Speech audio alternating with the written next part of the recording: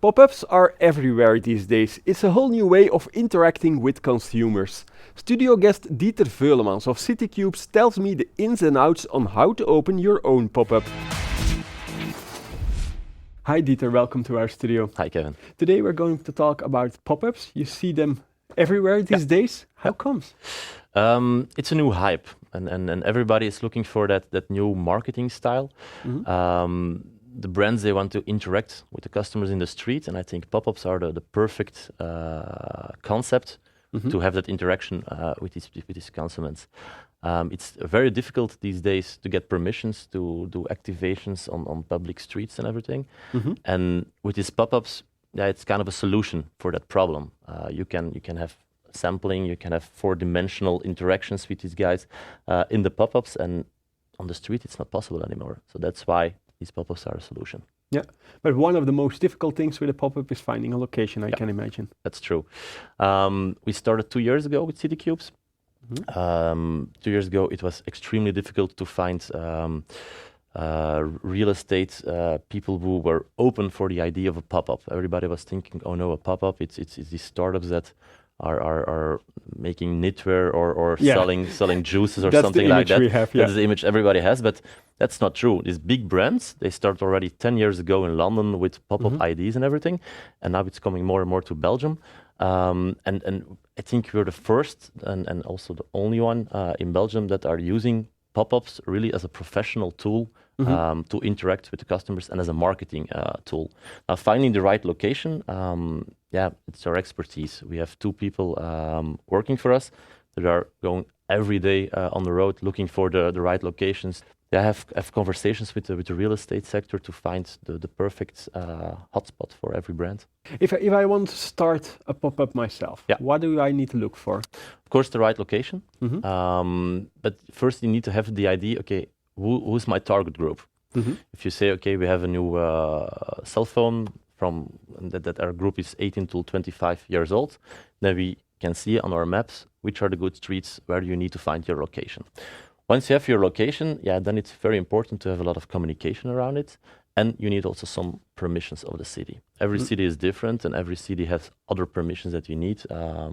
But we know the police codex a little bit, so we know what we need to look for.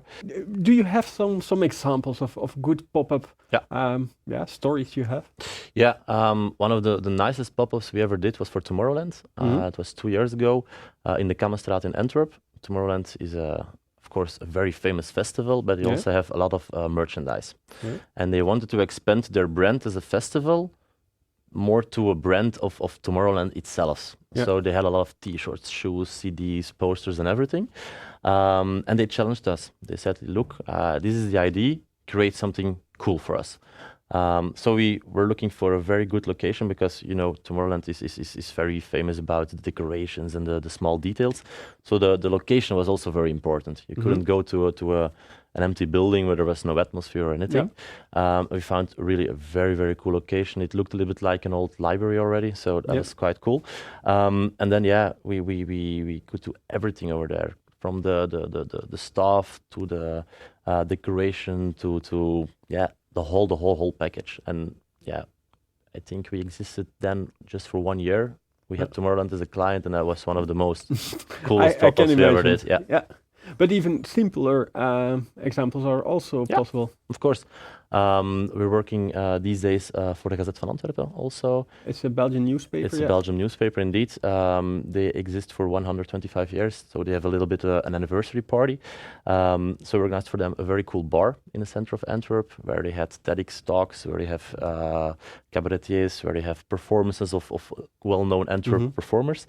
And it's an open space where everybody is welcome and where the newspaper can interact with their customers and talk a little bit about, okay, what do you think about our newspaper?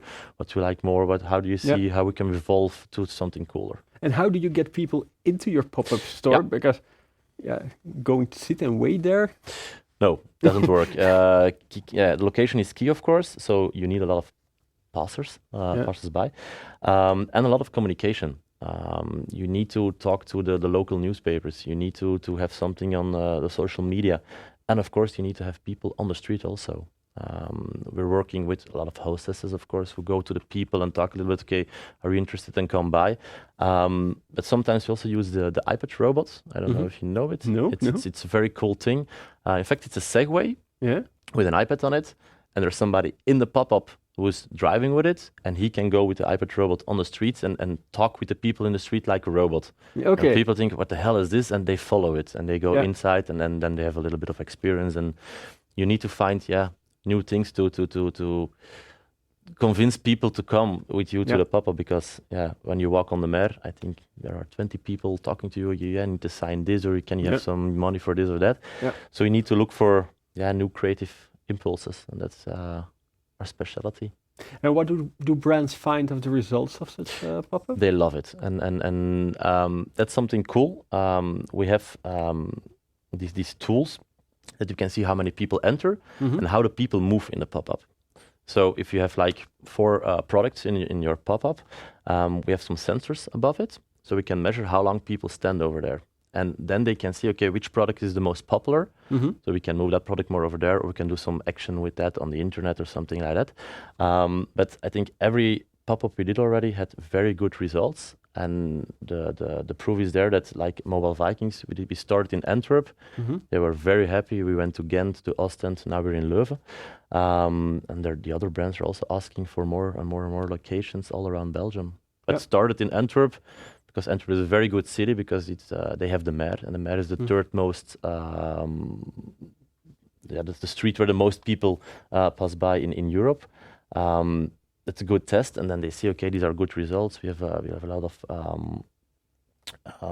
extra likes on the internet or extra passes by, so they move to other cities, and it works. We're now talking about Belgium, but how does it go in the rest of the world? Do you see the same trends? We have a very good partner in the Netherlands, but the Netherlands it's a totally different country. In Amsterdam, you also have these big retail streets, but in the other cities, it's difficult because a lot of the big shops over there, they're all outside the cities, and people really have a destination to go over there.